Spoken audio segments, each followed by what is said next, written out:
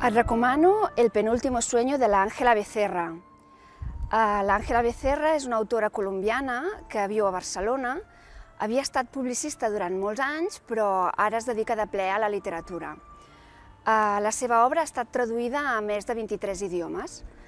I la característica principal de la seva obra és que ella va crear un llenguatge que es diu idealisme màgic, que consisteix a posar la màgia al servei dels sentiments.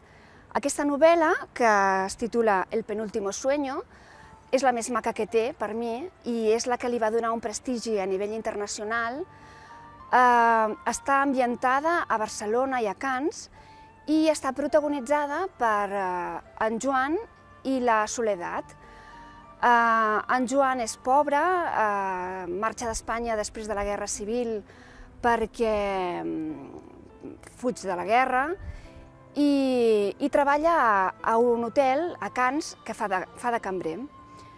La Soledat és molt rica, és la filla d'un milionari i està passant una temporada a aquest hotel de Canes on treballa el Joan. Aleshores tots dos s'enamoren molt profundament i ho tenen tot en contra. Ell pertany a una classe social més baixa, ella és rica, viuen molt lluny l'un de l'altre, un oceà els separa, però no poden fer realitat el seu somni d'estar junts.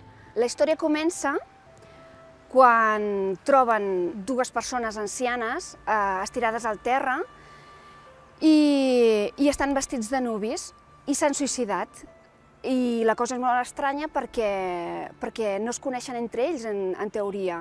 Són dues persones estranyes i ningú sap la relació que hi ha entre ells dos. Aleshores, durant la investigació, els fills dels personatges seran els que aniran descobrint que realment entre ells hi havia una història d'amor molt profunda. Aquesta història és maquíssima, és una història que no és romàntica, però és la millor història d'amor que he llegit en tota la meva vida. I el que més m'agrada és que transmet molt profundament les emocions, fa emocionar molt i us la recomano moltíssim perquè té un llenguatge molt poètic que t'encantarà.